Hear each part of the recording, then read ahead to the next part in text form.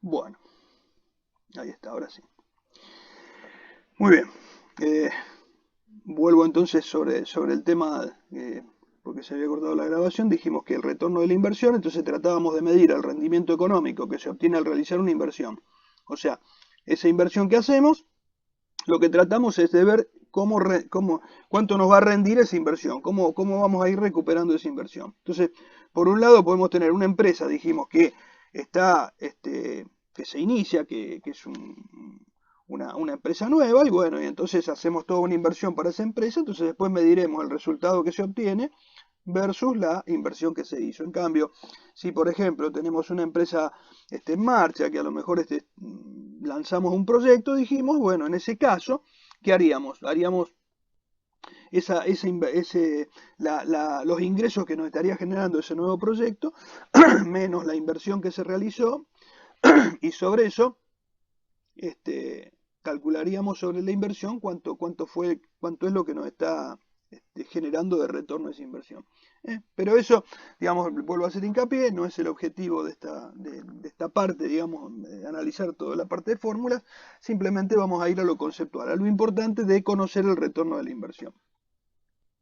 Entonces, eh, ¿por qué es importante analizar el retorno de la inversión? Es decir, si la inversión nos va a rendir, si nos va a generar un resultado que nos permita eh, recuperar todo lo que nosotros invertimos. Porque bueno, cuando nosotros hacemos una inversión, ponemos un dinero y ese dinero, de alguna manera, queremos recuperarlo. O sea, si ustedes, por ejemplo, vamos a una inversión financiera de la más común, ¿no es cierto? Yo siempre pongo el ejemplo de un plazo fijo porque es lo más sencillo como para entenderlo. Si, por ejemplo, ustedes hacen una colocación a un determinado interés, saben de antemano cuál es el interés, dicen, bueno, yo puse X pesos, ese dinero me da un porcentaje de interés y yo sé cuál va a ser el interés que voy a obtener y sé el importe que, digamos, deposité. Entonces, bueno, ese importe lo tengo, es una inversión que hice, lo que voy a obtener por esa inversión es una pequeña rentabilidad que me va a dar ese interés. Bueno, en ese caso es muy simple. O sea, yo, digamos, pongo un dinero, retiro ese dinero y listo. Y cuando retiro el dinero, retiro ese adicional que son los intereses. Ahora, cuando yo hago una inversión en una empresa o en un proyecto, claro, ahí estoy poniendo dinero en algo que no sé cuánto va a ser la rentabilidad. Yo calculo, estimo una rentabilidad en función de todas las proyecciones que hacemos, todo lo que hablamos en la clase pasada, pero ¿qué pasa?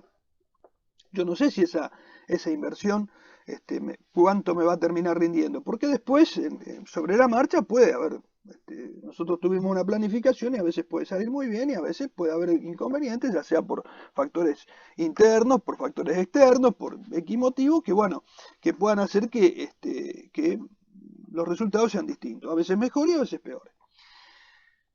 Entonces, en ese caso, yo lo que tengo que ver es, bueno, ir analizando también, o sea, primero hacer un ejercicio, digamos, eh, cuando arrancamos, cuando estamos elaborando el proyecto, y después ese ejercicio compararlo con lo que se va dando en la realidad, y ahí ver esa inversión cuánto me está rindiendo. Entonces, ¿por qué es importante analizar ese retorno de la inversión? Bueno, porque nosotros pusimos un dinero y queremos ver en qué tiempo lo vamos a recuperar. Porque si pusimos ese dinero y después va a costar para recuperarlo, bueno, ahí es un tema, ¿no es cierto? Porque, por ejemplo, si una empresa funciona bien, está todo bien, bueno, yo puedo venderla, puedo vender mi parte, puedo venderla toda, puedo hacer, no sé, puedo hacer una serie de negociaciones después. Pero si una empresa anda mal y está mal y qué sé yo, la empresa vale cada vez menos y entonces termino hasta perdiendo la inversión. O sea que es todo un tema. Entonces, ¿por qué decimos es importante el retorno de la inversión? Bueno, y, importa a los directivos, decimos, y a los gestores o inversores sobre la viabilidad de una inversión o proyecto. Es decir, yo quiero saber si eso lo voy a recuperar. Entonces, por eso es necesario que haga un ejercicio de antemano como para saber si la inversión me puede rendir. Después lo compararé, como dije antes, con la realidad, con lo que pasó en realidad. Pero primero tengo que tratar de hacer algún ejercicio lo más cercano posible a la realidad para poder prever lo que puede suceder con esa inversión que realicé. Y después también otro tema importante que me permite fijar metas y objetivos reales. Es decir, yo puedo de alguna manera fijarme las metas que son aquellos eh, eh, objetivos más de corto plazo, ¿no es cierto? Yo puedo tener una estrategia que es de largo plazo, pero también puedo tener metas que son objetivos de más corto plazo. Entonces, las metas son aquellos pasos más cortos que voy dando, y esas metas yo las voy logrando, puedo ir fijando esas metas en función también del análisis que voy haciendo del retorno que puedo tener de inversión. Entonces me puede servir también para ir manejando todos estos temas. Bueno, permite identificar el tiempo que requieren las inversiones para generar retorno. O sea, en cuánto tiempo yo voy a poder recuperarlo. Yo les daba el ejemplo, si yo pongo que sea 1.000.000 de pesos y ese 1.000.000 de pesos me va a generar 500 pesos por mes, bueno, voy a tener que alcanzar la vida para recuperar el 1.000.000 de pesos que puse. Ahora, si yo ese 1.000.000 de pesos digo, bueno, me va a rendir, yo voy a ir recuperando 50.000 pesos por mes, bueno, voy a tardar, en este caso, 20 meses en que ese proyecto me genere de nuevo el dinero que puse. O sea, me va a generar 50.000 pesos por mes. Entonces, bueno, en 20 meses yo voy a poder tener como rentabilidad el dinero que puse. Entonces, bueno, voy a estar 20 meses para poder recuperar de alguna manera la inversión que hice.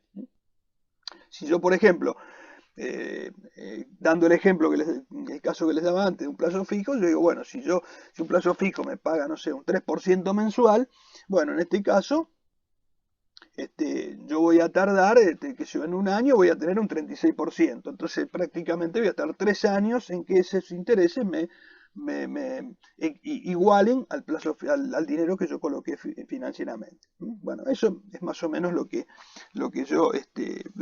vamos analizando. Entonces, lo importante es acá conocer en qué tiempo lo podemos recuperar.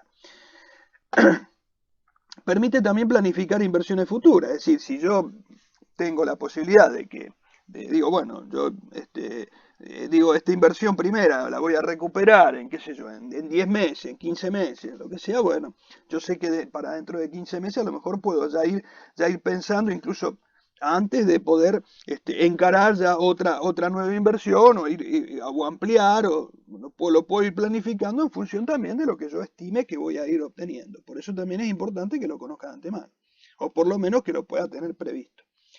Y permite comparar el rendimiento del capital invertido con los rendimientos de otras inversiones. Lo que les decía antes, yo por ejemplo digo, tengo una inversión que ese 1.000.000 de pesos me da 500 pesos por mes, digo, y bueno, entonces me conviene más, ¿para qué voy a hacerme tanto problema, hacer todo un trabajo, toda una inversión, destinar tiempo, recursos, hacerme mala sangre, qué sé yo, si voy a recuperar nada?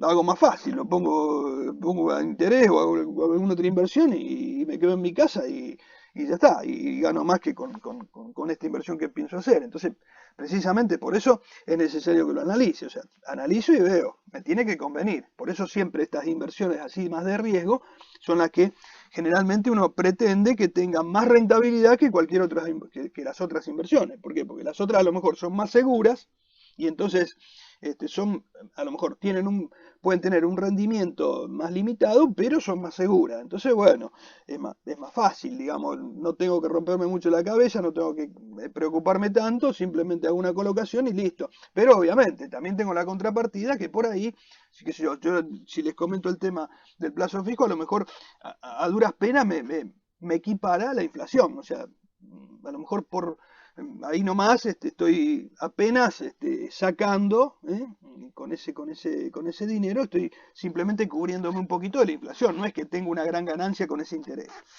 Entonces, bueno, obviamente no puedo pretender mucho más porque es una inversión simple, sencilla, sin demasiado riesgo. Ahora, si yo, por ejemplo, pongo el dinero en una empresa y esa empresa fabrica, vende, distribuye, bueno, todo eso, digamos, ahí tengo un montón de dolores de cabeza, tengo temas que manejar, temas de producción, temas de personal, de compra, de venta, etcétera. O sea, tengo un montón de temas para manejar. Entonces, lo que menos que puedo pretender es que esa inversión, que me da mucho más trabajo, sea, digamos, al final un poco más rentable que la otra.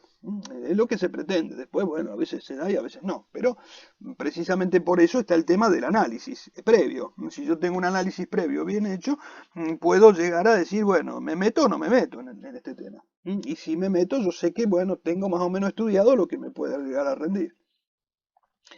Bueno, cuando hablamos de rentabilidad, nos referimos a la capacidad de una inversión determinada de arrojar beneficios superiores a los invertidos luego de un periodo de tiempo. Bueno, esto es lo que estábamos hablando un poquito recién.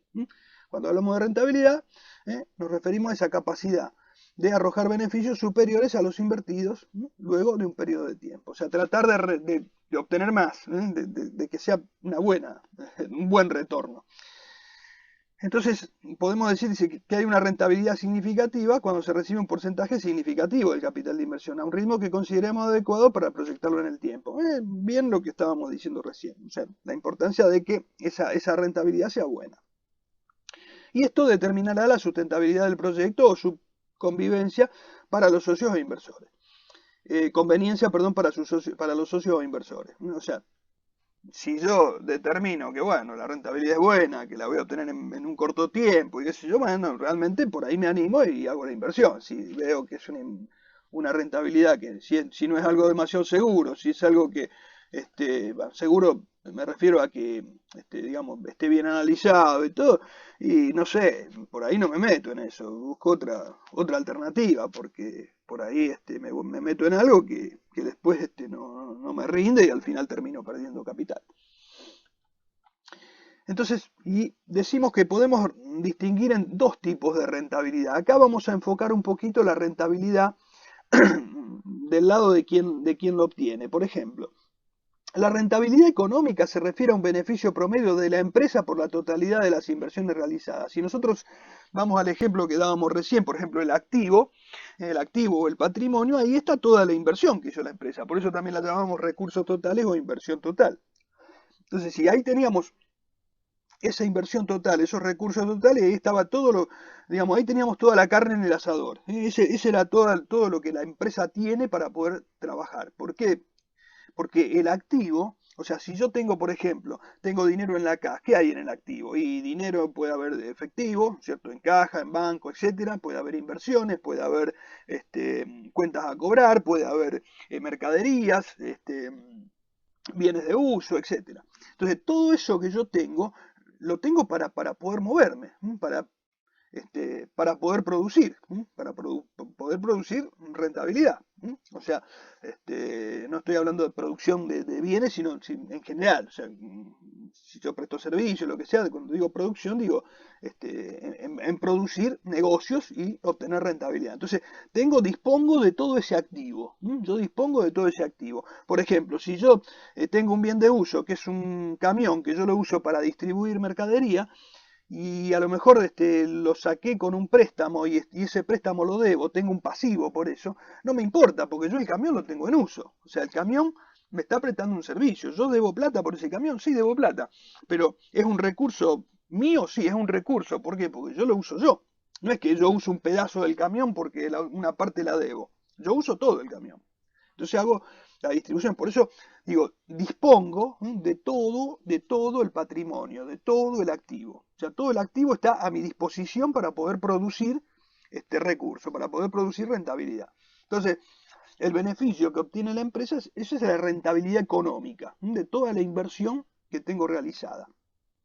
Cuando hablo generalmente de rentabilidad financiera, estoy hablando un poco más del lado de la rentabilidad que puede obtener un socio de la empresa, es decir, el beneficio que obtiene el socio por haber hecho esa inversión. O sea, la inversión que hizo el socio, ¿cuál es? Es la que hizo, digamos, en función del aporte que hizo en esa empresa. Bueno, ese aporte que hizo le está dando una rentabilidad. Es decir, supongamos que nosotros nos juntamos todos y nos asociamos para poner una empresa. Somos todos accionistas de una empresa. Cada uno de nosotros tiene un pedacito de esa empresa. Entonces, yo hice un aporte ahí. O sea, tenía varias opciones. Podía comprar este bono, podía comprar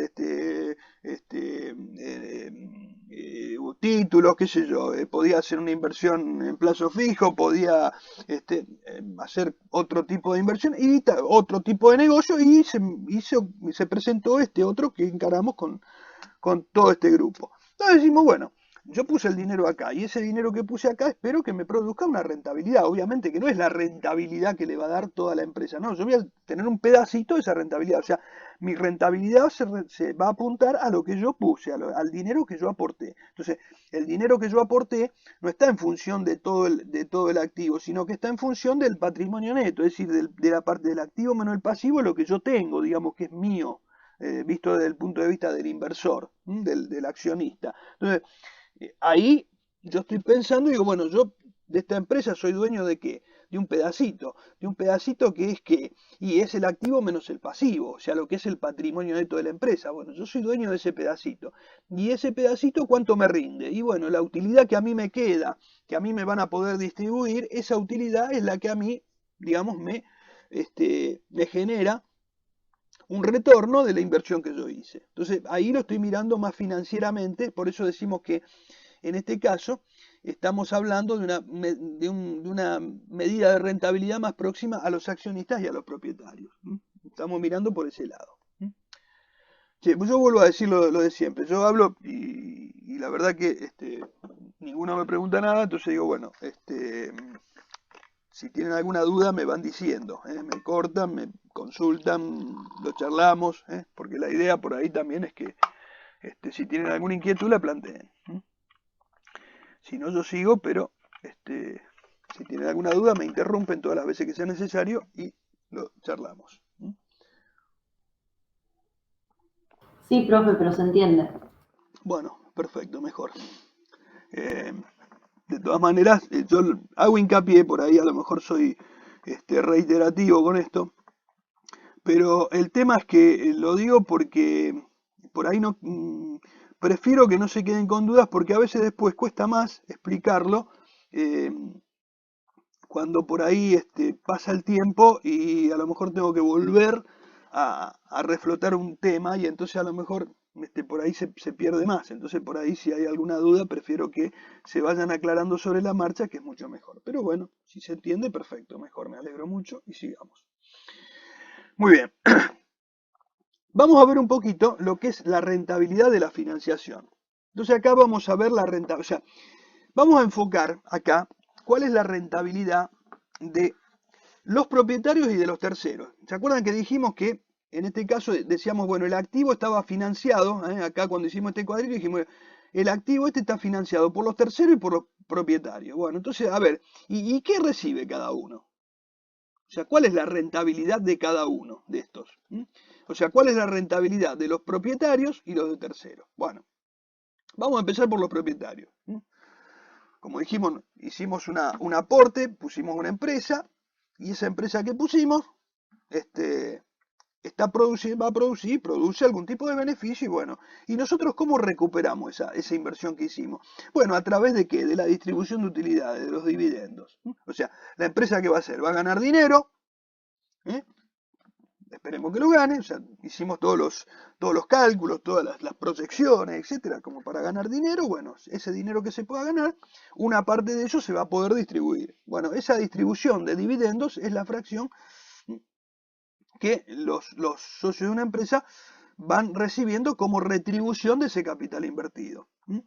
O sea, una cosa es la utilidad que produce la empresa, o sea, la empresa, por ejemplo, produce una utilidad y a lo mejor no se distribuye toda, por ahí se distribuye una parte.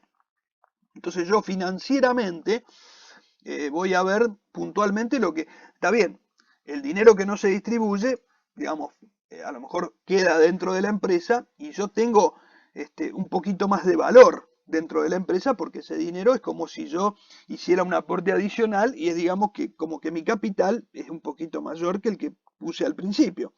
Pero yo siempre, si lo miro financieramente, lo voy a medir por lo que a mí me distribuyen. O sea, ustedes piensen en lo financiero. O sea, yo puse un dinero X y entonces digo, todos los años, todos los meses, o como me van haciendo adelantos, o al final del año, qué sé yo, se hace una distribución de dividendos y bueno, yo obtengo un dinero. Ese dinero que yo obtengo es lo que, digamos, a mí me va quedando de rentabilidad que me va dando la empresa. Si después hay alguna utilidad que no está distribuida, bueno, está dentro de la empresa. ¿Forma parte, engrosa mi capital invertido? Sí. Pero, digamos, financieramente yo no lo estoy usando, yo no lo veo, lo está usando la empresa. O sea, yo me guío por lo que voy recibiendo como rentabilidad, como retorno de esa inversión. Yo recibo esa utilidad, ese dividendo que voy recibiendo como utilidad distribuida. Bueno, en cambio los terceros en realidad es distinto, porque el tercero, por ejemplo, si es un banco que te presta dinero, te cobra un interés. O sea, la retribución que tiene es el interés que te cobra. Te dice, te presto tanto, vos le tenés que devolver el capital más los intereses. Entonces, ¿cuál es la ganancia que va a tener el banco? Los intereses. O sea, pactó un interés y eso es lo que recibe. Por eso es que la utilidad que pueden recibir los propietarios es una utilidad, es una rentabilidad remanente. O sea, tenés que esperar primero ganar dinero para poder para que se distribuya y para poder llevarme algún dinero. O sea, ubiquémonos si nosotros somos socios. Formamos una sociedad, esa sociedad está operando. Bueno, nosotros tomamos un préstamo bancario. Al banco le pagamos, le vamos devolviendo el préstamo con los ingresos que vamos teniendo, le vamos pagando los intereses, etc. O sea, el banco cobra el capital invertido, que lo va recuperando, más los intereses, lo va recuperando. Bueno, obtiene su ganancia. Qué sé yo, si yo hago una negociación de valores también, bueno, o sea, por ejemplo, qué sé yo, me financio, también es una forma de préstamo, es decir, negocio un cheque, por ejemplo, bueno, ese cheque me anticipan el dinero, bueno, ese dinero que me anticipan me cobran un interés. Yo tengo un cheque diferido y ese cheque diferido lo negocio, me restan un pedacito de eso, se lo quedan como un interés por anticiparme el dinero y bueno, es similar a un préstamo bancario, pero digamos sería como de más corto plazo. Sesión de cobro de factura a cliente, etcétera, lo mismo. Por ejemplo, si yo tengo facturas para cobrar, en lugar de esperar que vence el plazo y que el cliente me pague, se la cedo a un banco, lo que sea, y bueno, y yo, digamos, recibo el dinero y lo mismo, o sea, me anticipan el dinero y después se ocupan de cobrar. También, es un adelanto que me hacen, pero también me restan un poquito porque me cobran intereses. O sea que son formas de financiarme, ¿no es cierto? Yo de esa manera me estoy financiando a la empresa, pero esos terceros que me están prestando el dinero, en definitiva, están recibiendo intereses. Entonces, cada uno de los que me está prestando, que me está ayudando a financiar, me está cobrando intereses. O sea, todos estos cobran su interés, o su retribución, digamos. Y esa es la retribución que tienen los terceros. Nosotros como propietarios tenemos que esperar, ver qué pasó ese ejercicio, ver qué pasó con la empresa, si generó utilidades, si tiene disponible el dinero, porque a veces se generan utilidades, pero a veces el dinero financieramente a veces no está tan disponible. Porque qué sé yo puedo tener, a lo mejor invertí en mercaderías y entonces a lo mejor obtuve un buen resultado por tenencia de mercadería, pero esas mercaderías están en stock, no se vendieron todas, no se generaron los fondos, entonces a lo mejor a la hora de distribuir utilidades, por ahí no está todo el dinero para distribuir, entonces bueno, hay una serie de inconvenientes. Entonces, digamos, la financiación propia tiene que esperar para poder recibir, si hay utilidades, poder recibir alguna distribución. Entonces, digamos, esta parte está, digamos, pendiente de que se puedan generar los fondos y que primero que haya utilidades y después que tengamos los fondos para poder distribuir. O sea, no es lo mismo que, por ejemplo, que el banco tiene un vencimiento y dice, bueno, al vencimiento vos le tenés que pagar la cuota, el interés, etcétera. En cambio acá no, acá, digamos, tenemos que esperar a que, primero, tener utilidades, o sea, que se hayan generado utilidades, y después ver la posibilidad también de cobrarlos en un tiempo.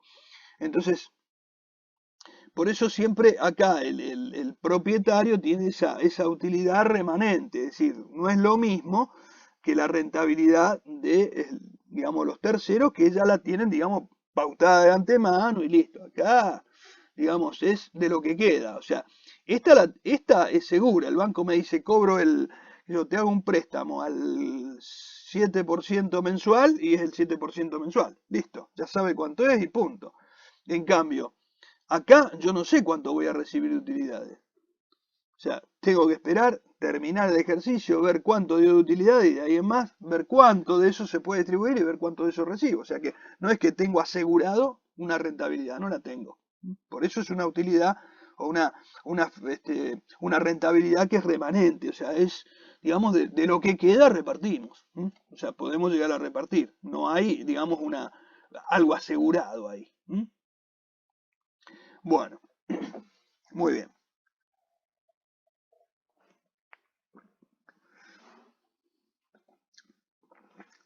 Vamos a hablar un poquito de lo que son las organizaciones y su contexto. Acá tenemos dos contextos, ¿cierto? Uno podemos llamar lo que es el entorno interno que tiene la organización. Es en la que se soporta para ir consiguiendo sus objetivos. Y entonces, ¿qué tenemos en cuenta acá? Tenemos en cuenta, por un lado, el gobierno o la estructura de la organización, o sea, quién comanda esa organización, o sea, quién conduce esa organización, o sea, la conducción, los que manejan esa organización, los que tienen la responsabilidad de gobernarla, de llevarla adelante. Las políticas, los objetivos y las estrategias.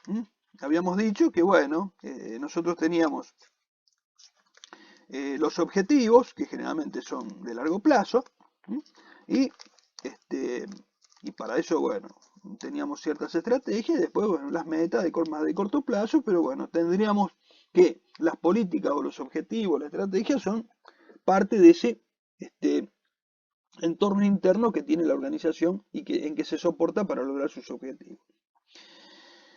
Las capacidades en términos de recursos y conocimientos. O sea, acá hablamos de capital, tiempo, personas, procesos, sistemas, tecnologías. O sea, tenemos los recursos en dinero suficiente, tenemos los tiempos suficientes, tenemos el personal capacitado para hacerlo, los procesos son adecuados, los sistemas son buenos y responden, las tecnologías también. Bueno, todo eso es lo que tenemos para poder operar, para poder conseguir objetivos. Cuanto mejor tengamos desarrollado todos estos puntos, mejor estaremos parados para poder obtener nuestros objetivos. Los sistemas de información, los flujos de información y los procesos de toma de decisiones. El sistema de información, ¿a qué nos referimos? Bueno, ahora inmediatamente vemos la parte externa y después ya vamos a entrar un poquito en la información.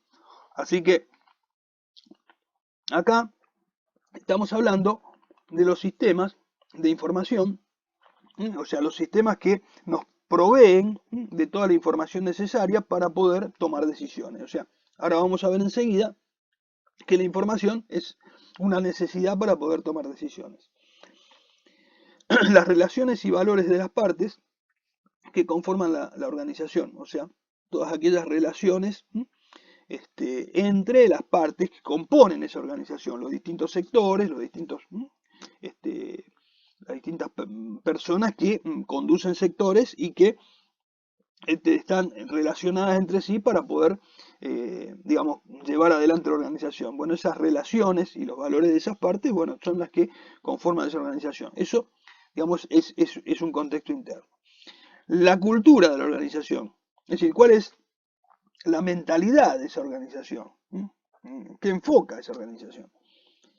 Las normas directivas y modelos adoptados. Bueno, todo esto, como dije en otras oportunidades, esto no es algo taxativo, o sea, es enunciativo, son, digamos, los principales puntos que forman ese contexto interno. Bueno, son importantes para la organización.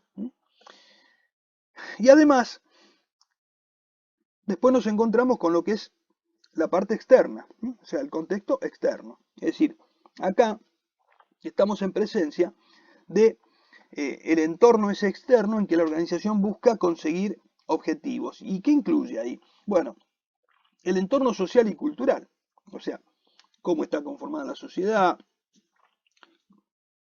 culturalmente, etcétera, o sea, todo ese entorno influye en la sociedad. El entorno político, o sea, cómo son las políticas en esa sociedad. Me refiero a lo externo, ¿no? El entorno legal y reglamentario, o sea, cómo son las leyes, cómo son los reglamentos, cómo son incluso de los distintos sectores, ¿no es cierto? Entorno legal a nivel nacional, provincial, municipal, etcétera. Normas que puedan regir determinados temas. Bueno, todo eso influye en todo lo que es el contexto de la organización. El entorno financiero, es decir, existe un sistema financiero adecuado para que la sociedad se pueda desarrollar. Bueno, eso también es importante. El entorno tecnológico, o sea, cómo son las tecnologías, o sea, tanto las que están, digamos, que compiten con la sociedad, como también las posibilidades que pueda tener la sociedad de incorporar tecnología. O sea, hay un entorno tecnológico como para poder incorporar, mejorar. Bueno, eso también hay que tenerlo en cuenta. El entorno económico, cómo está la economía, o sea, eso también es importante. El entorno natural, es decir, el sector donde están, en algunos casos pueden ser más importantes que en otros, pero digamos también puede influir en la sociedad.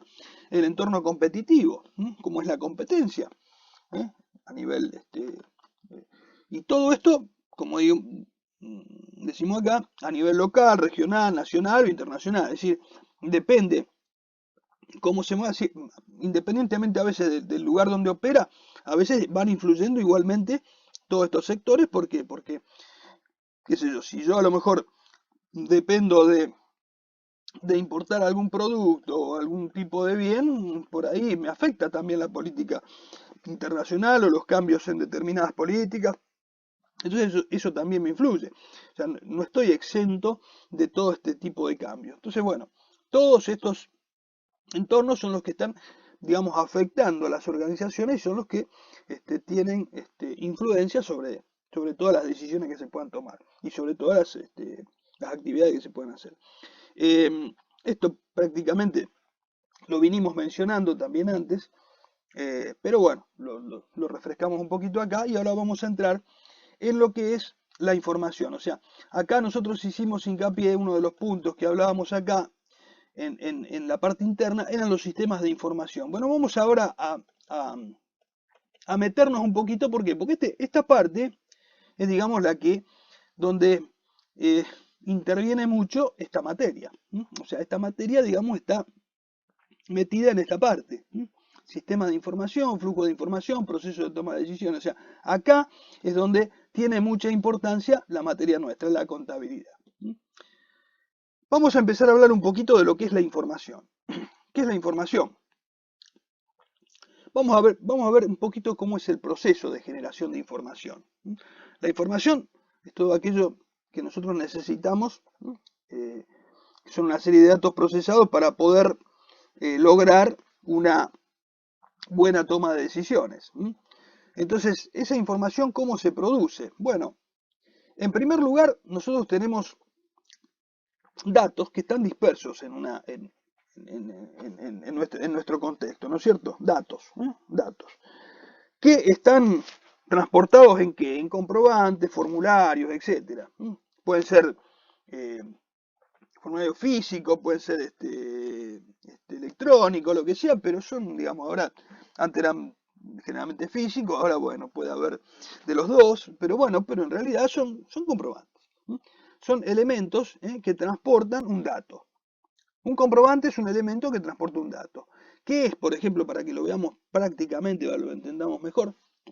Si yo, por ejemplo, hago una compra, tengo una factura de compra. Esa factura de compra me dice que yo compré un determinado bien, o que hice un determinado gasto, me lo detalla en la factura y yo tengo ahí un comprobante. Ese comprobante lo que me está dando es un dato. En sí, eso no es una información porque no tiene una elaboración tan importante como para que yo pueda tomar decisiones importantes en una empresa. A lo mejor puedo tomar algún tipo de decisión con un dato, pero decisiones chiquititas, no son, digamos,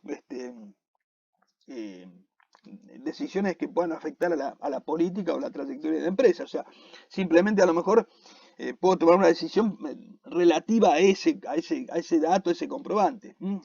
Si yo tengo una factura, lo que me está dando esa factura, entonces es un dato de que compré un bien o que hice un gasto. Entonces, ahí lo tengo en esa factura, pero eso no es una información general para la empresa. Es decir, no me sirve de mucho para tomar grandes decisiones ese dato solo. Por eso es algo muy reducido. Entonces, ¿qué necesito hacer con ese dato? Bueno, hay datos que son afines. Si yo, por ejemplo, tengo las facturas de compra, bueno, puedo tener todas las facturas de compras de todo un periodo. Por ejemplo, de un mes. Entonces digo, tengo todas las facturas de compra de un mes. Y del mismo lado del mismo modo puedo tener las facturas de venta de ese mes.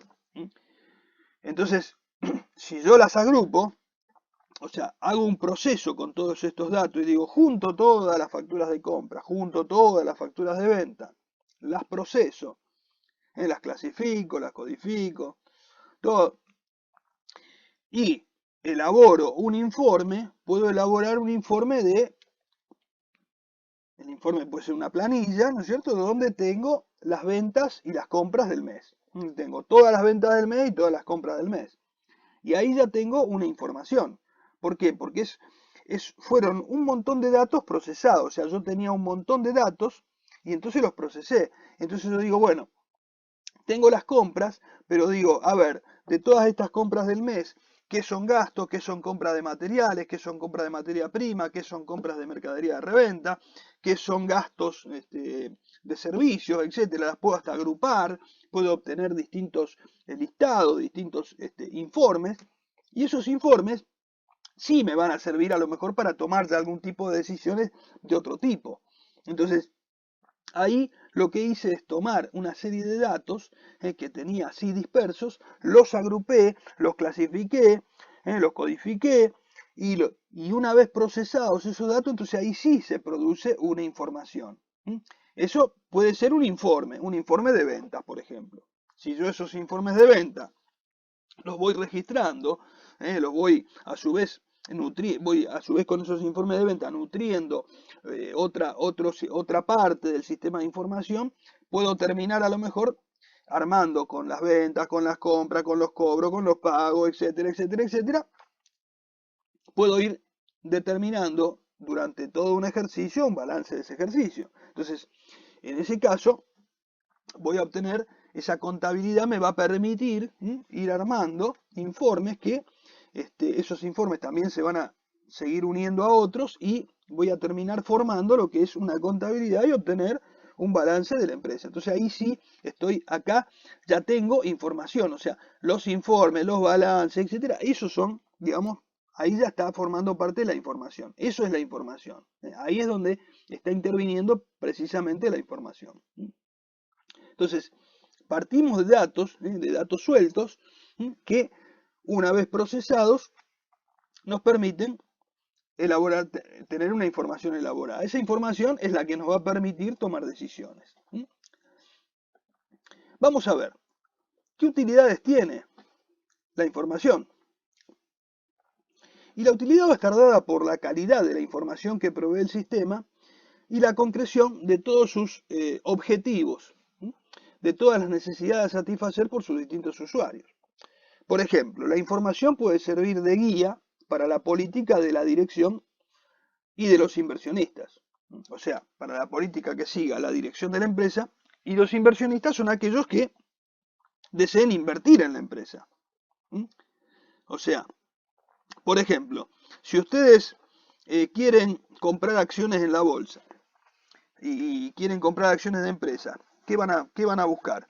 Y van a buscar información de balance de esa empresa. Van a ver si esa empresa, si esa empresa genera utilidades, si anda bien. Entonces, bueno, ahí van a invertir. O sea, van a buscar antecedentes, ¿dónde? En información. ¿Y dónde está la información? Y bueno, la información que en este caso será información pública, balances que se hacen públicos, etcétera. Bueno, donde pueda analizar esa información para poder invertir en esa empresa.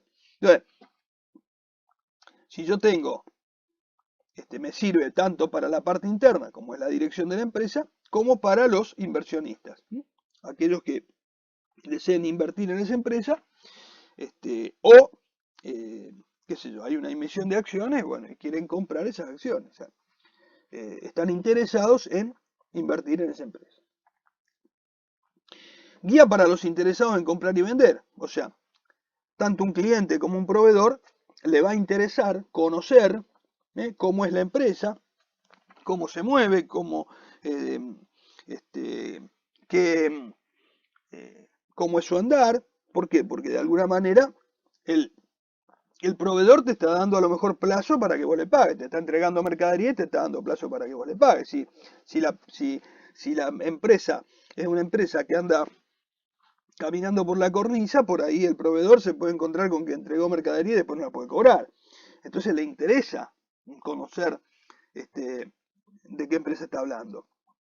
Y los que, y digamos, eh, también los clientes, el cliente que te compra, que compra en la empresa, también le interesa saber si esa empresa lo va a poder asistir si en algún momento tiene algún problema de algún reclamo, le va a interesar si le va a vender, digamos, con periodicidad, si le va a cumplir, o sea, busca antecedentes, pero esos antecedentes, ¿cómo los obtiene? Bueno, a través de información. Información de distinto tipo. O sea, cuando hablo de información en general, ¿no? Todo tipo de información, contable, etcétera. Base para la solicitud de créditos financieros y comerciales. O sea, si alguien me tiene que dar un préstamo, ya sea financiero, por ejemplo un banco, o crédito comercial, por ejemplo un proveedor, y bueno, le va a interesar conocer cómo es la empresa, la marcha de la empresa, qué solvencia tiene, qué capacidad financiera tiene para hacer frente a los compromisos, etcétera. Si un banco si yo pido un préstamo en un banco, el banco me va a pedir balance, primero le va a interesar saber si la empresa gana y después también le va a interesar si está en condiciones de pagar. O sea, si financieramente la empresa tiene un movimiento que le permite, digamos, hacer frente a sus compromisos sin mayor problema. Entonces, bueno, va a analizar no solamente si la empresa es rentable, sino también si es solvente, sino también si esa empresa tiene capacidad, digamos, financiera para ir haciendo frente a todos los compromisos. O sea, sí, una cosa muy común que puedan pedir, y después ya lo vamos a ver más en detalle más adelante, es ver, generalmente, una especie de flujo efectivo, es decir, cómo esa empresa puede generar dinero y ir cumpliendo con los compromisos. O sea, si el banco te da un préstamo, lo que le interesa al banco es, por más que le dé una garantía hipotecaria o lo que sea, al banco lo que le interesa es que al vencimiento le pagues el préstamo, le pagues los intereses y listo. No quiere complicarse la vida teniendo que rematar una propiedad para poder cobrar. O sea, lo que más le interesa al banco es poder, por supuesto que si llegado el caso lo tiene que hacer, lo va a hacer y no le va a temblar el pulso, pero al banco lo que más le interesa es que se cumplan en plazo los compromisos, en el plazo que corresponde y sin mayores problemas. El banco lo que quiere es que llegue al vencimiento, cobra su cuota, cobra el interés, etcétera, y listo, y no se complica la vida. Eso es lo que le interesa. Por eso también recurre a la obtención de información para asegurarse de que eso, digamos, pueda pasar. Sirve de base la información para la determinación de la carga tributaria, o sea, cuando se calculan impuestos, se calculan generalmente sobre información preparada al efecto, ya sea información contable con los ajustes que se puedan hacer impositivos, etcétera, pero es información, procesada de una manera o de otra, pero es información. Fuente de información para la contabilidad nacional, o sea, también sirve para ver el movimiento a nivel, digamos, macro, a nivel país. Y también para la fijación de precios y tarifas. Es otro caso, otro ejemplo que se puede dar. Por ejemplo, qué sé yo, empresas a lo mejor que prestan algún servicio público, empresas de transporte, etcétera, cuando generalmente son empresas a lo mejor de transporte público, a veces tienen las tarifas reguladas por el Estado y entonces muchas veces esa fijación de precios y tarifas tienen que presentar determinada documentación, información para que se pueda establecer cuáles son los costos, etcétera, y establecer cuál es el valor en que debe estar la tarifa. En el caso de que sean, por ejemplo, empresas que las regule el Estado, y si no, igualmente también Si son empresas particulares, también tendrán que tener información para poder fijar sus precios y tarifas. Por más que no sean regulados, también los tiene que fijar. O sea, si yo tengo una empresa donde fabrico un producto y lo vendo, necesito conocer los costos, necesito tener un montón de información elaborada para poder fijar mis precios y ver cuánto tengo que cobrar un producto para que me genere una rentabilidad. O sea que, digamos, para eso también necesito información.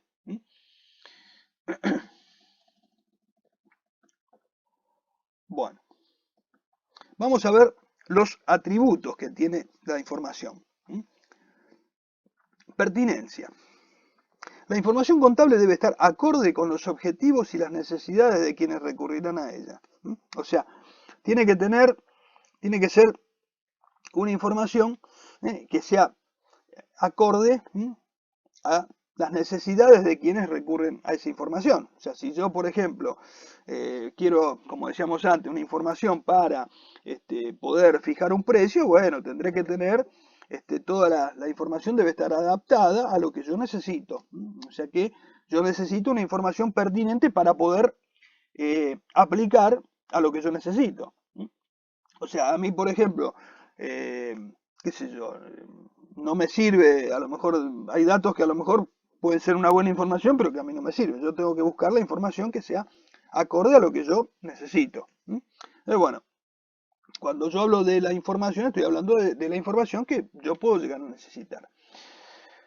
Confiable. Cuando hablamos de confiable, hablamos de dos cosas. Una es aproximación a la realidad y que sea verificable. O sea, en ese caso podemos decir que la información puede ser confiable. ¿Qué sería aproximación a la realidad? Bueno, que se dé preeminencia en primer lugar a la realidad económica, la esencialidad, o sea que sea una información que responda a una realidad económica. Que sea neutral, o sea, ¿qué quiere decir que sea neutral? Que sea objetiva, que no tenga un corte, un sesgo, digamos, personal, algo subjetivo, no, tiene que ser objetiva, tiene que ser, qué sé yo, es una información elaborada, preparada y que me da me da una serie de elementos para que yo pueda tomar una decisión. Tiene que ser objetiva. No tiene que venir con una premirada. O sea, yo recibo una información y esa información quiero que sea objetiva, porque la decisión la tengo que tomar yo. Entonces, yo lo que quiero es que esa información me llegue objetivamente, no con un determinado planteo, digamos, de quien me la prepara. O sea, como si a mí me dan una información, pero me la dan así, un poco en parte, no me indican todo, me dicen lo que al que me entrega la información le parece, porque él piensa que yo a lo mejor hay cosas que me pueden interesar o no. Entonces, no, eso sería una información sesgada, ¿no es cierto? Una información que no sería neutral, sería una información que me la dan como para que yo tienda a tomar alguna decisión que a lo mejor si yo la tengo objetivamente, por ahí no tomo esa decisión, tomo otra. Entonces, eso es lo importante, que esa información venga en forma objetiva. Y la otra parte importante es que sea íntegra, que sea completa, que sea significativa. O sea, íntegra quiere decir que sea significativa. Por ahí a veces completa, a veces no llega a completa, pero sí tiene que ser significativa. O sea, que la parte que pueda faltar no sea demasiado importante, no sea la más significativa. Entonces, no sea una partecita que a lo mejor no me cambie la decisión. Por eso digo, a veces no va a ser, a veces completa por ahí, puede que no sea completa, pero sí significativa, sí, digamos, importante como para que yo pueda tomar una decisión. Y que esa información, digamos, reúna, digamos, la totalidad de lo que yo necesito. Y si lo que pueda llegar a faltar, por ahí no sea desencadenante de la decisión, que sea, digamos, algo que no me va a cambiar la decisión si está o no está. Y por otro lado, dijimos que sea verificable, o sea, que yo la pueda comprobar en la realidad, o sea, que pueda obtener una demostración de esa información, o sea, que yo la pueda verificar, que sea una información, digamos que no solamente que sea aproximada a la realidad, sino que también la pueda verificar, o sea, que yo la pueda corroborar de alguna manera con la realidad.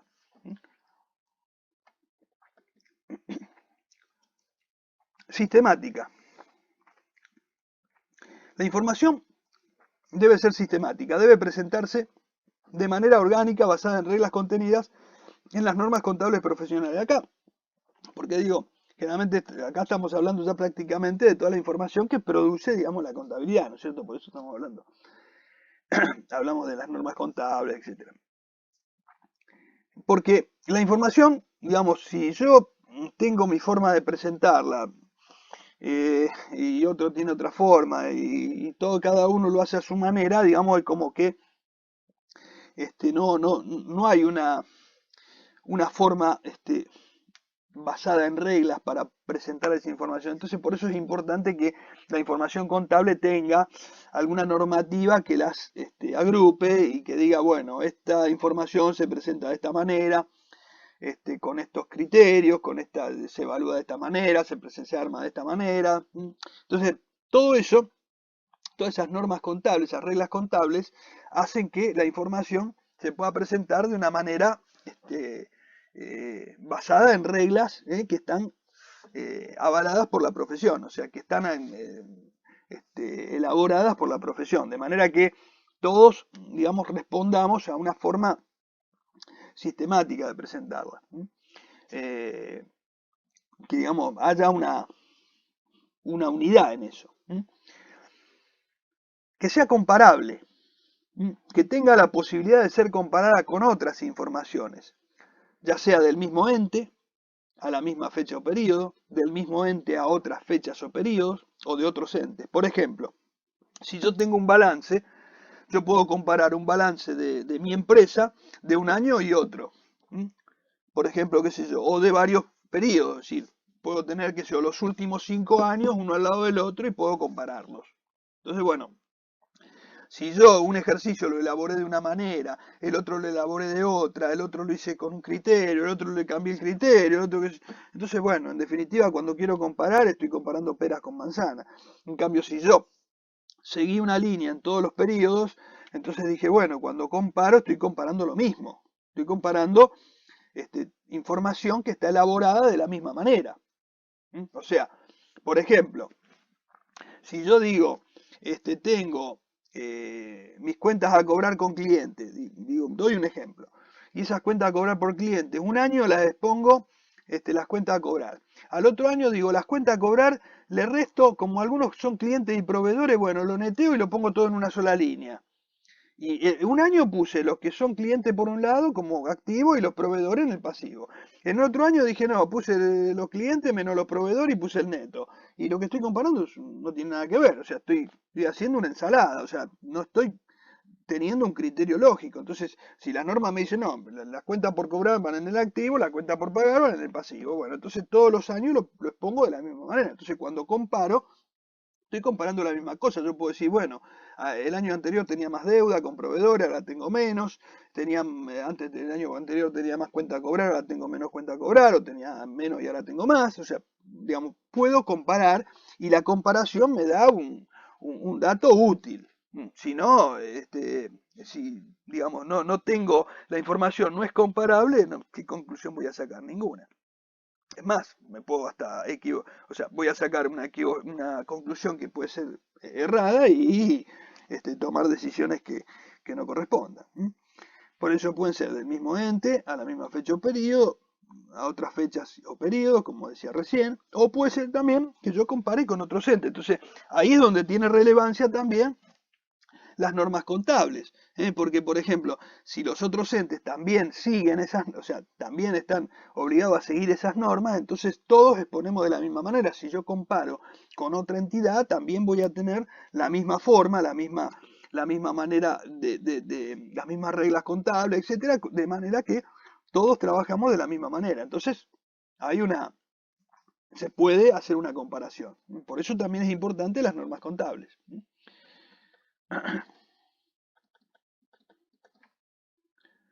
Bueno, continuamos con los atributos. La claridad de la información. La información debe ser clara, debe ser fácil de comprender. ¿Mm?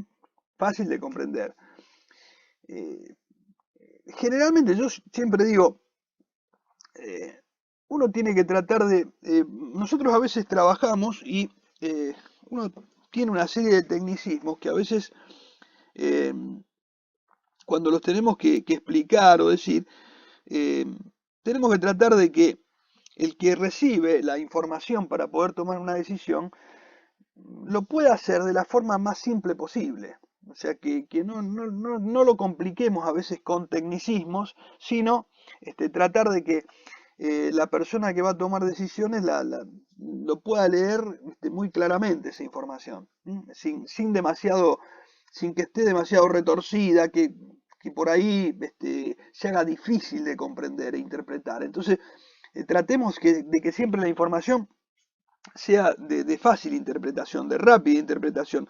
O sea, porque a veces el que la recibe conoce técnicamente, y entonces a lo mejor no tiene problema, y a veces no. Pero entonces lo importante es que quien tenga que tomar una decisión lo pueda hacer de la forma, o sea, puede interpretarlo claramente esa información. Por eso es importante que la información sea así, redactada de manera clara, organizada, fácil de comprender, y, como digo acá, sin demasiados tecnicismos, para que sea accesible a esas personas que por ahí a lo mejor no están tanto en el detalle, en el tecnicismo contable. Que por ahí eso, digamos, tiene importancia para nosotros para elaborar la información, pero después, digamos, el que la tiene que interpretar, por ahí no le interesa tanto eso, lo que le interesa es que sea clara para poder tomar una decisión. Y entonces, bueno, eso es lo que tenemos que tratar de lograr con la información. Ahora, ¿qué pasa? A veces hay restricciones que condicionan el logro de estos requisitos. O sea, todos estos atributos que dimos de la información, decimos, bueno, a veces hay restricciones que las condicionan. Por ejemplo, la oportunidad.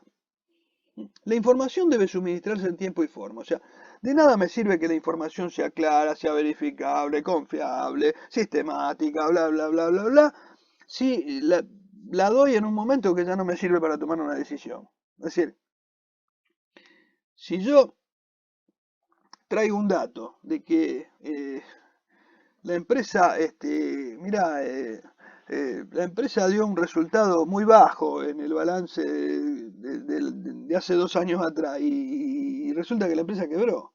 Entonces, ya, ¿qué información traigo? Ninguna. O sea, la información que estoy trayendo es una información que ya no me sirve de nada, no puedo corregir el camino. Entonces, a veces es preferible que una información sea aproximada a la realidad, aunque no sea exacta, pero que llegue en tiempo y forma, que me permita corregir un problema, porque ¿para qué es la información? La información es para poder tomar decisiones. ¿Decisiones para qué? A veces para corroborar una marcha y a veces para lanzarme a hacer un nuevo proyecto, para lo que sea, o a veces para corregir, muchas veces para corregir problemas, errores. O distorsiones o algo que por ahí no anda bien. Entonces, si yo la información la necesito para poder nutrirme y corregir cosas, si yo la tengo fuera de términos, si yo la tengo cuando no la necesito, entonces realmente no me sirve de nada. O sea, tenerla o no tenerla me da lo mismo. ¿Por qué? Porque si la voy a suministrar tarde, no me sirve. Bueno, lugar o ámbito que resulte apropiado, también, o sea, donde la necesite, ¿no es cierto? Y a veces por ahí, bueno, comento acá, se hacen reuniones especiales para dar a conocer la información contable, por ejemplo, al directorio de una empresa, que se hacen una reunión de directorio, una presentación o lo que sea, ¿para qué? Para que quienes son los interesados conozcan esa información, tengan un pantallazo, un resumen, etcétera, y puedan, digamos, adoptar medidas, tomar decisiones.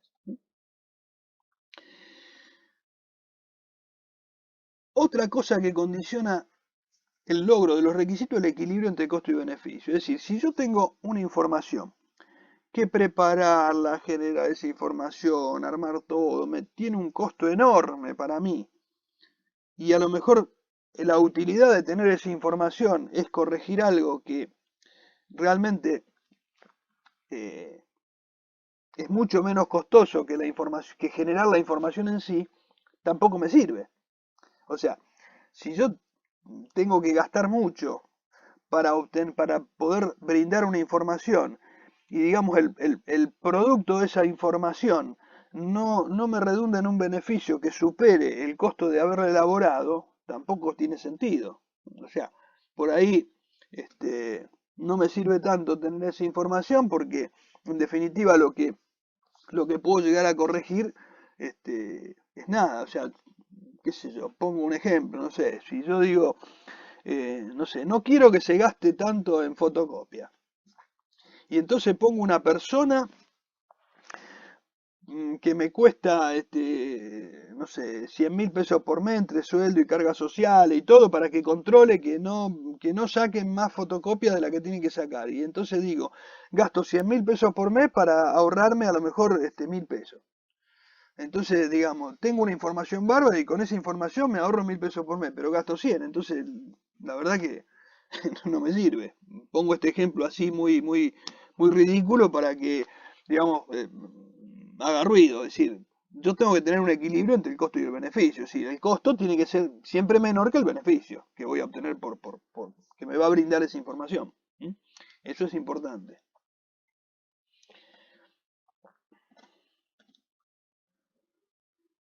La impracticabilidad. O sea que la información debe reunir atributos necesarios que permitan su utilización. La aplicación de una norma o criterio contable será impracticable cuando el ente no pueda aplicarlo tras efectuar todos los esfuerzos razonables para hacerlo. Por ejemplo, la comparabilidad. A lo mejor yo puedo hacer todo un esfuerzo en preparar la información y todo, pero no la puedo comparar, por ejemplo, no puedo hacer que es impracticable lo que yo pueda hacer con esa información. Entonces, ¿para qué la voy a elaborar si después no la puedo aplicar? Si después no lo puedo plasmar. O sea, a lo mejor digo, voy a hacer todo un trabajo para desmenuzar algo, qué sé yo, y por ahí después no lo puedo utilizar, este trabajo que armé. Entonces, ¿para qué lo voy a hacer? Yo a lo mejor digo, quiero tener esta información y todo para comparar con, no sé, para compararme con otra empresa, por ejemplo, qué sé yo, y a lo mejor no tengo la información de la otra empresa para poder comparar. Entonces, ¿para qué quiero elaborar a lo mejor algo que por ahí después no me va a servir para el objetivo que yo quería?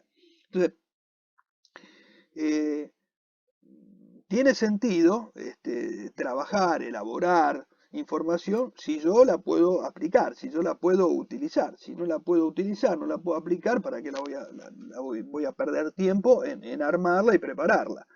Y gastar dinero y tiempo, que también es dinero. O sea, no me sirve generar información que después no sea aplicable, no la pueda utilizar. Pero bueno, eso también es importante y forman parte de los requisitos que condicionan precisamente, son restricciones que pueden tener la información. Entonces, bueno, si por ahí tengo estas restricciones, no tiene sentido a veces que yo elabore algo si no lo voy a poder utilizar. Bien, bueno, voy a entrar ahora a desarrollar lo que sería la ecuación contable. Y yo esto lo voy a dar con un ejemplo. Nosotros vamos a entrar un poquito ahora en lo que es la contabilidad.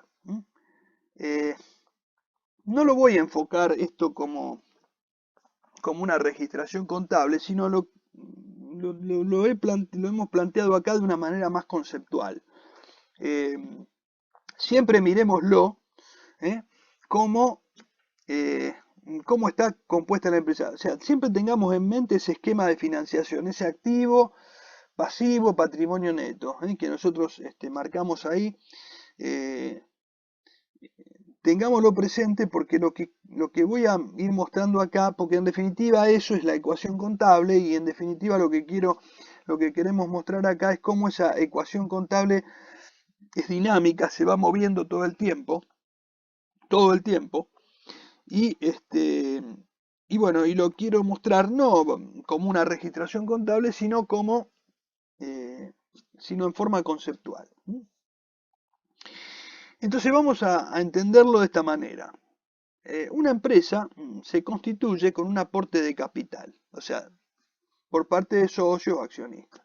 Entonces, bueno, se agrupan y hacen un aporte de dinero para formar la empresa, el capital de la empresa. Entonces la empresa arranca con un capital de 10.000 pesos. En este caso, la ecuación inicial sería que el aporte de capital, que sería el activo, ese aporte estaría en el activo, en la caja. Un dinero que entró en la caja, en el activo. Por otro lado, eso es igual a ¿qué? Al capital de la empresa. O sea, es el primer momento donde el aporte de capital, que es en dinero, en este caso lo hice en dinero para que sea bien simple, puede ser que un aporte sea en dinero, en especies, pueden ser, no necesariamente puede ser, a veces todo activo. Por ejemplo, yo puedo aportar un bien.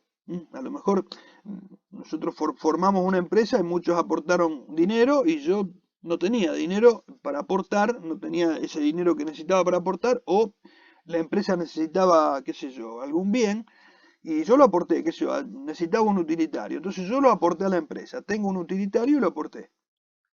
Aporté ese bien a la empresa. Y ese bien que aporté, lo aporté el bien, pero yo debo una parte porque estoy pagando un crédito. Estoy pagando un préstamo por la compra de ese utilitario. Entonces, digo, bueno, aporto el bien y aporto la deuda también. O sea, digo, bueno, yo en realidad lo que estoy aportando es el neto, es decir, lo que vale el bien menos lo que debo. Y ese es mi aporte. Entonces digo, bueno, le aporto un bien, pero la empresa que lo termine de pagar.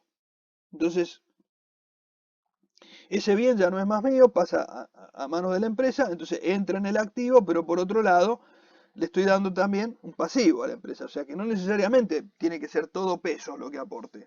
Yo acá lo hice en pesos para que simplemente sea, digamos, más fácil de entender el arranque. Entonces, hacemos un aporte en pesos a la empresa, ese aporte ingresa a la caja y por otro lado, la contrapartida, que es el capital que tiene la empresa. O sea, el equilibrio está, esto es una balanza, la ecuación es una balanza, es decir, tengo el activo y por otro lado, en este caso, el capital. Entonces hay un balancea, o sea, lo que tengo como activo, tengo de capital. Bien, entonces este es, en este caso, el activo, la inversión total, los recursos totales, porque es todo lo que tiene la empresa, 10.000 pesos. Y ese es el capital. Bien. En este tiempo, en un segundo movimiento, con ese dinero, dice la empresa, adquiere mercaderías. ¿Cómo las adquiere? En cuenta corriente. ¿Qué quiere decir? Que no las paga. O sea, compra mercaderías, pero fíjense que en la caja sigue teniendo los 10.000 pesos. Es decir, compra mercaderías y se las debe a los proveedores. O sea que acá aparece, en este caso, un pasivo. Es decir, acá tengo un activo donde tengo 10.000 pesos más 5.000 de mercadería, o sea, tengo más activo que antes, pero ¿cómo? Usted me va a decir, ¿y pero por qué? ¿Tengo más si en definitiva yo no las pagué la mercadería? Y bueno, porque yo tengo un activo menos un pasivo ahora, y siguen siendo 10.000 pesos de capital. ¿Por qué? Porque este activo yo lo engrosé teniendo mercaderías. Y sigo teniendo 10.000 de capital. ¿Por qué? Porque yo debo 5.000. Estos 5.000 los debo. O sea, los tengo acá, pero los debo. Ahora, fíjense lo que yo le hablaba antes cuando decía la inversión total, los recursos totales, etc. Yo acá tengo los 15.000 pesos disponibles. O sea, la empresa tiene recursos totales por 15.000. Porque tiene el dinero en la caja que no lo usó, no usó ese dinero para pagar a los proveedores, o sea que con ese dinero puede todavía hacer alguna otra cosa antes de pagar a los proveedores, y encima tiene las mercaderías. Supongamos que yo compro a los proveedores y te digo, me dan 60 días para que les pague, y yo esta mercadería al otro día las vendo al contado. Entonces, voy a obtener dinero por esa mercadería, voy a obtener una ganancia, le voy a poder pagar a los proveedores a los 60 días, y yo mientras tanto estoy vendiendo y obteniendo dinero por las mercaderías que todavía no pagué. O sea, fíjense cómo es el tema. O sea, por eso digo los recursos totales, o la inversión total, o el patrimonio, o el activo. Porque pero el término que por ahí más convence o más se entiende, digamos, cuando digo recursos totales. Claro, porque yo tengo todo esto para poder operar y producir beneficios. O sea, yo las mercaderías ya las tengo, las puedo vender y cobrar aunque no las haya pagado. Entonces, es un recurso que yo tengo. Es recurso de la empresa. Es un recurso que tengo. Independientemente de que yo esa mercadería la deba, porque eso es otra cosa, yo la debo, pero mientras tanto yo la tengo, la puedo vender, la puedo cobrar, o sea, puedo generar utilidades, puedo generar movimiento, independientemente de que las haya pagado o no. Entonces, tengo todos estos recursos para operar. Por eso siempre miro el activo. El activo son todos los bienes y derechos que yo tengo. Y es todo lo que yo tengo para operar. Son todos los recursos que tiene la empresa.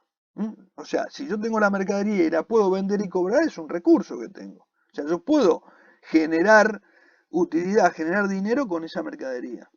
Y todavía no la pagué. Por eso es importante ese concepto de recursos totales. Bueno, acá me aparece el pasivo, pero independientemente de esto, veo que el capital no varía. ¿Y no varía por qué? Porque yo aumentó mi activo, pero también aumentó mi pasivo. Entonces, ¿qué quiere decir? Que acá hay una operación que fue de carácter cualitativo, es decir, cambié la composición en la ecuación patrimonial, pero mi capital no cambió. O sea, el capital o el patrimonio neto ese inicial que tenía, este patrimonio neto inicial, no se modificó. El patrimonio neto este que tenía al inicio, que era igual al capital, sigue siendo el mismo. O sea, no hay variación de ese capital, de ese patrimonio neto. Yo acá lo llamo capital porque lo único que tengo acá es el capital inicial, pero también podría llamarlo patrimonio neto. Lo que pasa es que el patrimonio neto se va a componer de capital y después se van a ir sumando los resultados de la empresa. Pero, mientras tanto, todavía acá no hay resultado. ¿Por qué no hay resultado? Porque la mera compra de la mercadería no me generó ningún resultado. O sea, yo cambié un activo por un pasivo. Entonces, en definitiva, lo que tengo, sigo teniendo el mismo patrimonio neto. Bueno. ¿Alguna duda, alguna pregunta hasta acá? No, profe. No, profe. Bueno.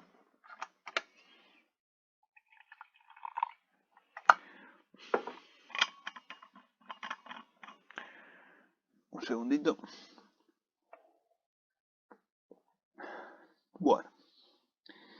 Ahora estamos en el punto 3. Dice, la empresa realiza un pago a proveedores. O sea, a esos proveedores que le debíamos 5.000 pesos, no le pagamos todo, le pagamos una partecita, le pagamos 2.000. Entonces, yo tenía 10.000 en la caja, saqué 2.000 y se lo pagué a los proveedores. Entonces, ahora en la caja me quedan 8 y a los proveedores les debo solamente 3, porque 2 se lo pagué. O sea, bajé activo y bajé pasivo.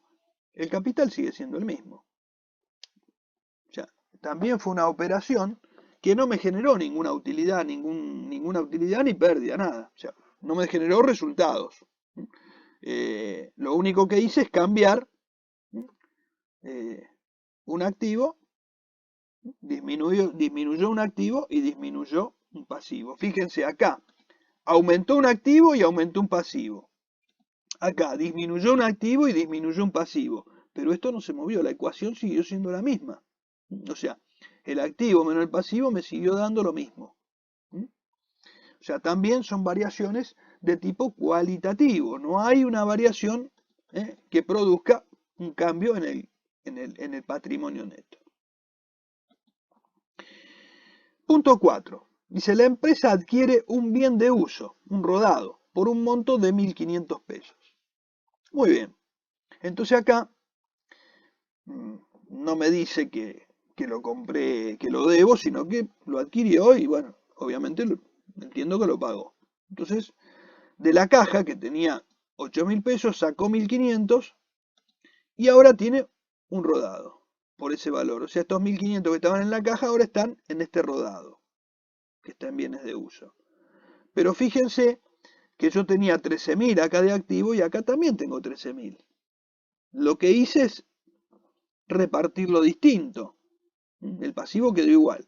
O sea, de la caja saqué 1.500 y ahora lo tengo en un rodado. Entonces, sigo teniendo el mismo total de activo. Quiere decir que también fue una operación de corte cualitativo, porque, digamos, me modificó la composición, modificó la calidad del activo, pero no modificó la cantidad. Mi patrimonio neto siguió siendo el mismo. Exactamente el mismo. Bien.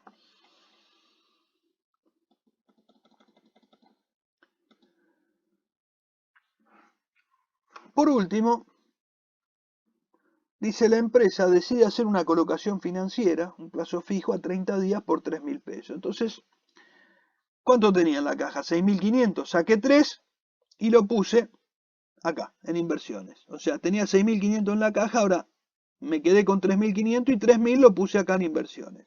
Las mercaderías las sigo teniendo, los bienes de uso los sigo teniendo. Sigo teniendo 13.000 pesos en el activo. No se modificó mi activo. Lo que sí se modificó es la composición. O sea, se modificó cualitativamente, no se modificó en cantidad. O sea, sigo teniendo el mismo activo. Por supuesto, el pasivo no lo toqué, no pasó nada. Así que sigo con el mismo capital. Bueno, vamos a ver qué conclusiones sacamos hasta acá. Hasta acá fíjense qué características tienen todos estos movimientos. Bueno, que son de corte cualitativo. Entonces, hasta acá, dice, podemos observar que el capital de la empresa, en adelante ya lo vamos a llamar, no más capital, vamos a llamarlo patrimonio neto. O sea, si ustedes, si vamos a la primera pantalla que pusimos, yo acá lo denominé a este capital el patrimonio neto del ente. Pero, digamos, después seguí dejando la palabra capital a propósito. ¿Por qué? Porque, digamos, no se modificó el patrimonio neto hasta este momento siguió siendo el capital. ¿Por qué? Porque no se generaron resultados todavía. Entonces dice, hasta acá podemos observar que el capital de la empresa en adelante de patrimonio neto no varía por la realización de las operaciones que vimos. Estamos frente a operaciones de tipo cualitativo, es decir, dado que los cambios en la composición de activos y pasivos se producen ahí, los cambios, pero no varía el patrimonio neto. ¿Por qué? Porque el patrimonio neto tiene que variar de otra manera. O sea, puede variar, por ejemplo, porque existe algún aporte de los propietarios, algún retiro de utilidades, que son operaciones, digamos, de los propietarios, pero básicamente va a variar por los resultados que pueda obtener la empresa. Entonces hasta ahí no hay ningún tipo de variación en ese patrimonio neto. Ahora, ¿cuándo una operación deja de ser cualitativa y pasa a ser ya cuantitativa? Bueno, las operaciones que vimos anteriormente no generaron resultado para la empresa. Y esto acá lo aclaro sin tener en cuenta inflación y los valores corrientes. ¿Por qué? Porque todavía no quiero entrar en eso. Eso después lo vamos a ir viendo. O sea, después vamos a analizar, porque a veces sin tener operaciones que sean de corte cuantitativo, a veces puede haber resultados inflacionarios o de tenencia. En ese caso, podríamos encontrarlo con algún resultado, pero lo vamos a ver un poquito después. Esto todavía no quiero meterme en ese terreno porque recién estamos entrando en esto. Entonces, olvidémonos de la inflación, olvidémonos de los valores corrientes, que todavía no hablamos de qué son. Entonces, obviemos todos esos temas y hablemos solamente de lo que estamos viendo hasta ahora. Bueno, hasta ahora no hay una generación de resultados. La generación de resultados sí hacen que el patrimonio neto varíe en forma positiva o negativa. ¿Por qué? Porque el resultado puede ser una ganancia o puede ser una pérdida. Entonces, esa particularidad la tienen las operaciones cuantitativas, que son las que hacen que la registración contable intervenga en las cuentas que reflejan, ¿qué cosa? Resultados. Resultados. O sea, los resultados, cuando empiezan a aparecer los resultados, ahí hay una variación del patrimonio neto. Vamos a ver inmediatamente cómo sigue este ejemplo que dimos. En el punto 6 digo, bueno, la empresa realiza la venta de sus mercaderías, cobrando la mitad al contado y mitad a los 30 días, por valor de 8.000 pesos. O sea, las mercaderías que tenía, ¿se acuerdan? Estaban en 5.000. Y ahora las vende en 8. O sea, quiere decir que esa mercadería le generó una utilidad de 3.000 pesos. ¿Por qué? Porque lo que tenía a 5.000 lo vendo en 8. Entonces, digamos, ahora tengo, en lugar de tener 5, paso a tener 8. No lo cobré todo, cobré la mitad, cobré 4.000 pesos. O sea, de los 8 cobré 4. Pero los otros 4 los tengo como a cobrar, me los deben. O sea, yo tenía, en la caja tenía 3.500, me ingresaron 4 de la cobranza, ahora tengo 7.500. Los otros 4, ¿dónde están? En cuentas a cobrar. O sea, tengo, por los otros 4, tengo una cuenta a cobrar a mi cliente de 4.000 pesos. En inversiones sigo teniendo los 3.000 pesos que había puesto a plazo fijo. En bienes de uso sigo teniendo los 1.500 pesos del rodado. Pero mi activo total tiene ¿cuánto? 3.000 pesos más que lo que tenía antes. Exactamente la ganancia que me generó la operación. ¿Qué ganancia? Esta ganancia. La venta de 8.000 menos el costo de 5.000 me generó esta utilidad de 3.000. Entonces, yo ahora en el activo tengo 16.000. Mis recursos totales son 16.000. Mi pasivo sigue siendo el mismo. La diferencia es 13.000. ¿Conformado por qué? Por el patrimonio neto antes de la venta, que no era otra cosa que el capital inicial, más, en este caso, el resultado que me produjo la venta que hice. El resultado que me produjo la venta. Entonces acá hay una variación del patrimonio neto. Mi patrimonio neto estaba en 10 y ahora está en 13. ¿Producto de qué? De que hay una utilidad de 3.000 pesos. Un incremento en ese patrimonio neto de 3.000 pesos.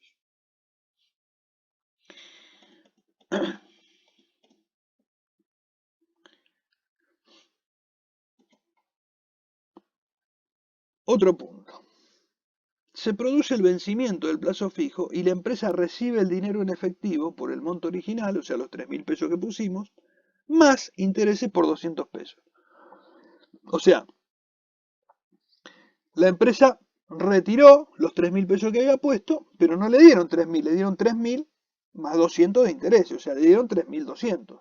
Puso 3.000, tenía 3.000 acá a plazo fijo, y ahora cuando lo fue a retirar, le devolvieron los 3.000 pesos más 200. Entonces resulta que en la caja, que tenía 7.500, ahora tiene 3.200 pesos más, o sea, tiene 10.700. Pero ya no tiene los 3.000 de inversiones, porque las inversiones las canceló. O sea, tiene 0 en inversiones y ese plazo fijo ingresó a la caja con más los intereses. De cuenta a cobrar, todavía tiene los 4.000 pesos que no cobró y bienes de uso 1.500. Pero fíjense que su activo, que era de 16.000, ahora es de 16.200. ¿Por qué? Porque se engrosaron, ese activo se engrosó. ¿Por qué? Porque entraron los 200 pesos de intereses, que fueron una ganancia. Entonces, yo tenía que antes del vencimiento del plazo fijo tenía 13.000 pesos de patrimonio neto. Y ahora ¿cuánto tengo? 13.200. Porque tengo un activo de 16.200 y mi pasivo sigue siendo de 3.000. O sea que la diferencia es 13.200. ¿Conformada por qué? Por el patrimonio neto antes de que cobrara ese plazo fijo. Y ahora tengo 13.200 porque entraron 200 pesos. Tengo 200 pesos más de utilidad. O sea que ya llevo de utilidad con respecto al patrimonio neto inicial, llevo 3.200, o sea, 3.000 que generé con la venta, más 200 que me generó este plazo fijo.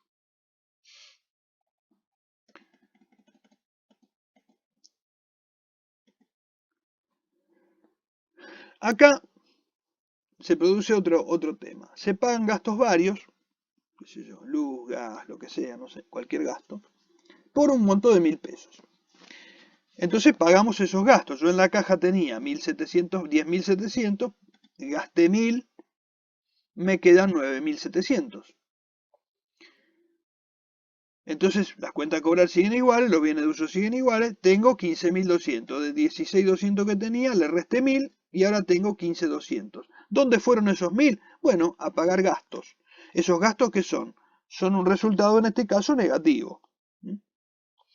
Entonces, mi patrimonio neto que estaba en 13.200 ahora tiene 1.000 pesos menos. 12.200. Entonces, ¿qué tengo? Tengo un patrimonio neto antes del gasto pagado, que eran 13.200, ahora que le resto los gastos y me quedan 12.200, por eso el patrimonio neto es de 12.200. Si yo voy a ver cómo fue variando de los 10.000 hasta los 12.200, bueno, ¿por qué? Porque tuve una utilidad de 3.000, después tuve una utilidad de 200 y ahora tengo una pérdida de 1.000. O sea que la variación neta en todas las operaciones que se realizaron y que produjeron un movimiento cuantitativo, neto fueron de 2.200 pesos. 3.200 de utilidades y 1.000 de pérdida.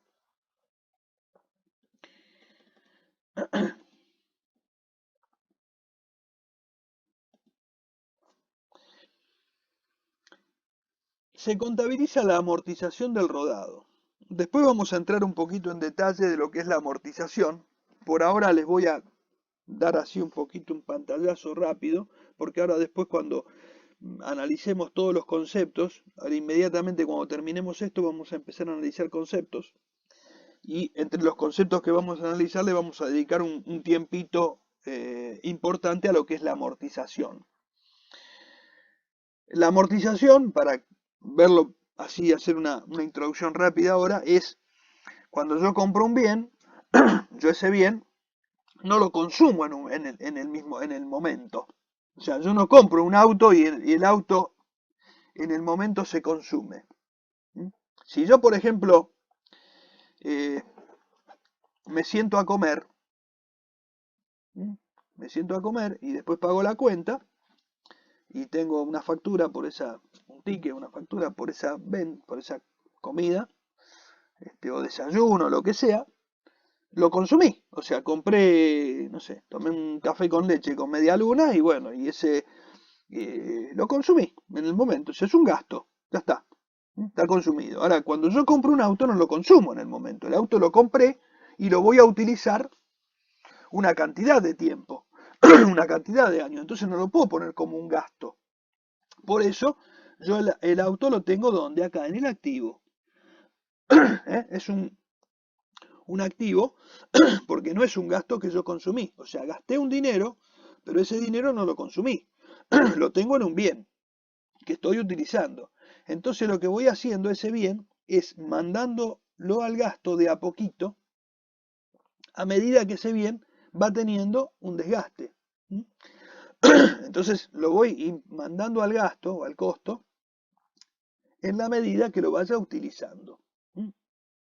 Es algo acá medio arbitrario porque no es una estimación de vida útil, generalmente viene, digamos, prearmada, no es que el auto me va a durar, generalmente un rodado se amortiza en 5 años, no quiere decir que a los 5 años no valga nada, o sea, ya valga cero, porque realmente tiene un valor, pero digamos, es una forma de ir mandando al gasto de a poquito el bien y no cargarlo al gasto de un periodo, porque es una cosa como si yo, porque yo no lo consumo en un momento. Entonces, bueno, le estipulo un plazo y en ese plazo lo voy a ir agotando, mandando al gasto de a poquito, de manera que yo también voy produciendo utilidades y a esas utilidades le voy afectando esa amortización, ese costo que le voy metiendo. Entonces lo voy mandando de a poquito. Si no es como que lo mando a consumo de entrada y en realidad no es así. O sea, es como que lo tiro al gasto del primer minuto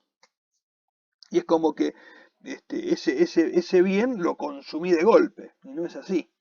O sea, lo voy a ir consumiendo en un tiempo en el que lo vaya a ir afectando, mechando con las utilidades que vaya recibiendo en el futuro. Entonces, bueno, esa amortización la registré. Ahora, al cierre de este periodo, registro la amortización. Entonces, bueno, esos 300 pesos son, digamos, la quinta parte del vehículo que lo mandé a gasto. Tenía 1.500, mandé el 20%, o sea, la quinta parte, a gasto, que son 300 pesos, y ahora el valor del bien me quedó en 1.200. Entonces, vuelve a disminuir mi activo, mi pasivo sigue igual, mi patrimonio neto también va a ser menor, porque al disminuir el activo y el pasivo seguir igual, se achica el patrimonio neto. ¿Producto de qué? De que tengo un resultado más, que es un quebranto en este caso. Bien.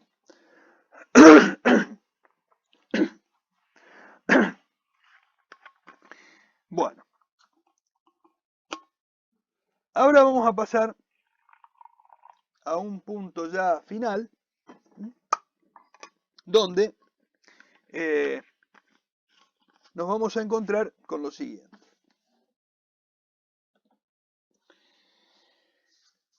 Vamos a explicar un poquito todo esto que pasó.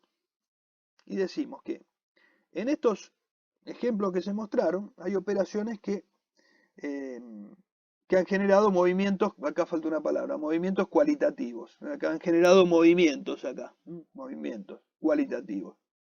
Por ejemplo, en el 6 salen mercaderías, ingresa dinero y una cuenta a cobrar por ventas. Y cambios también cuantitativos, el resultado de la venta. En algunos casos, casos lo van a ver como que la llaman operaciones mixtas, o sea, porque hay una variación cualitativa y cuantitativa a la vez. Cualitativa, ¿por qué? Porque varió en composición, o sea, cuando yo hice la venta, por ejemplo acá, me varió, tenía una parte la cobré, entonces me entró dinero en la caja, me entró una cuenta a cobrar, salió la mercadería. O sea que por un lado se cambió la composición, hay una variación cualitativa. Y también hay una variación cuantitativa porque me modificó el valor total, el quantum. O sea que me varió también porque había un resultado. Entonces, en algunos casos la van a ver como que es una operación mixta, porque dicen, bueno, hay una variación tanto cualitativa como cuantitativa, están las dos, conviven las dos, entonces bueno, la podemos tomar como mixta. Y muchas veces las cuantitativas a veces las tomamos, las que son muy directas, por ejemplo el gasto o el interés que se generó, a lo mejor como en este caso, por ejemplo, un plazo fijo generó un interés, entonces acá lo tomamos como que hubo una variación más de tipo cuantitativa porque fue solamente un movimiento que generó un interés.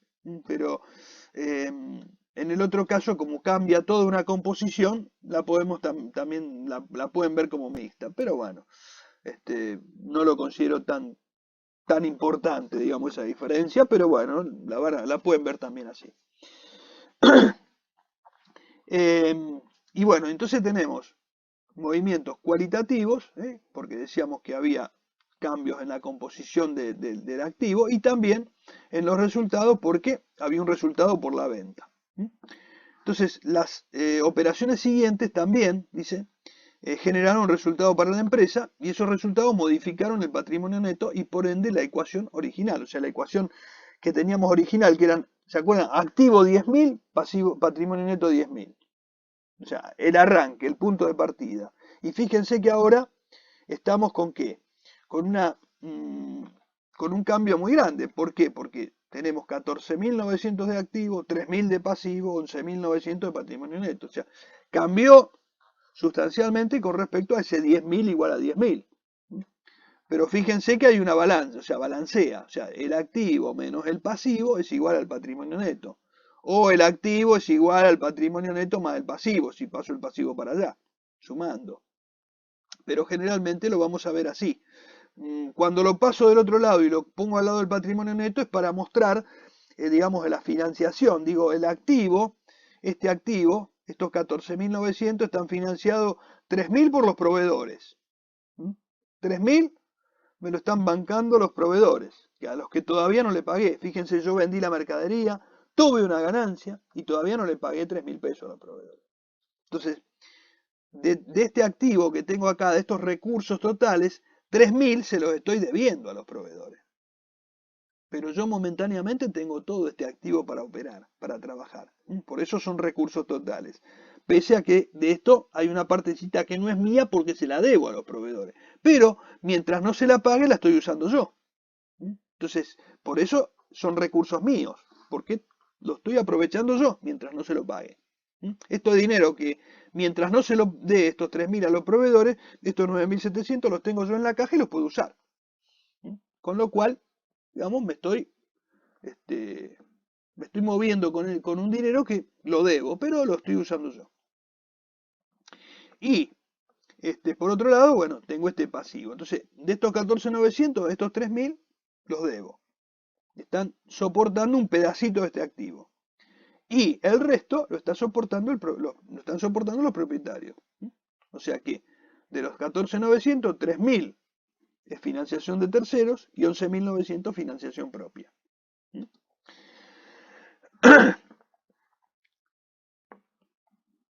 Ese es el activo menos pasivo igual patrimonio neto.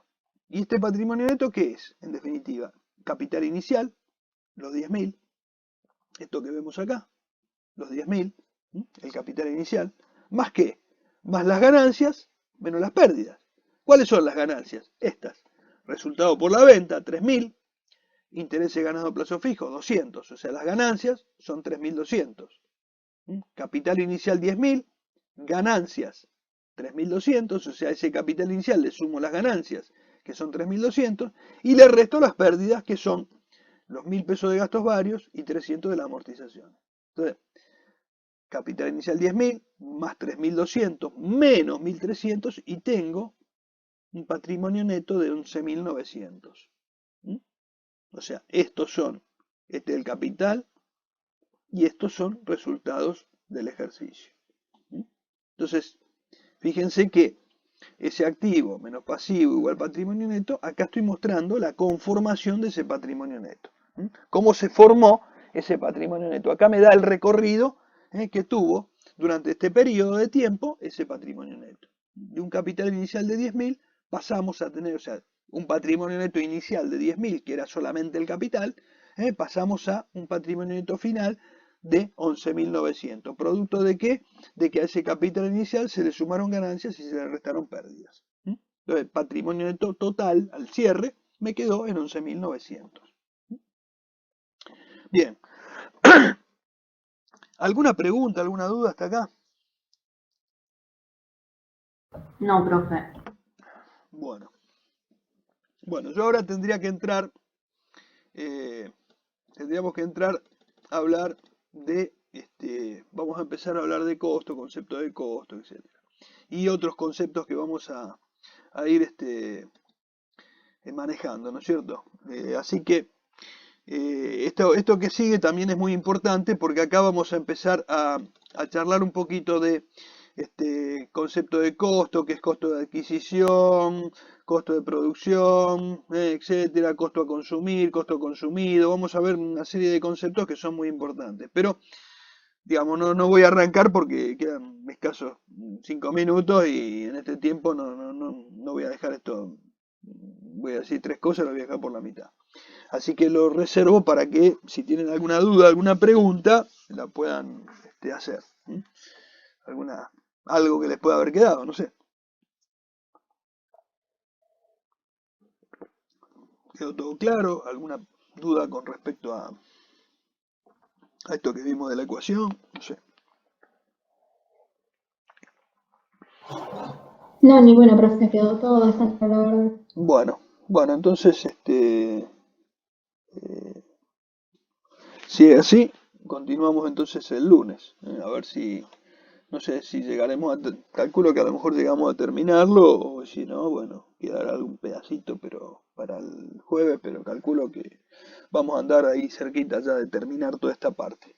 Con esto estaríamos cubriendo las 2 primeras bolillas ya prácticamente. Así que bueno,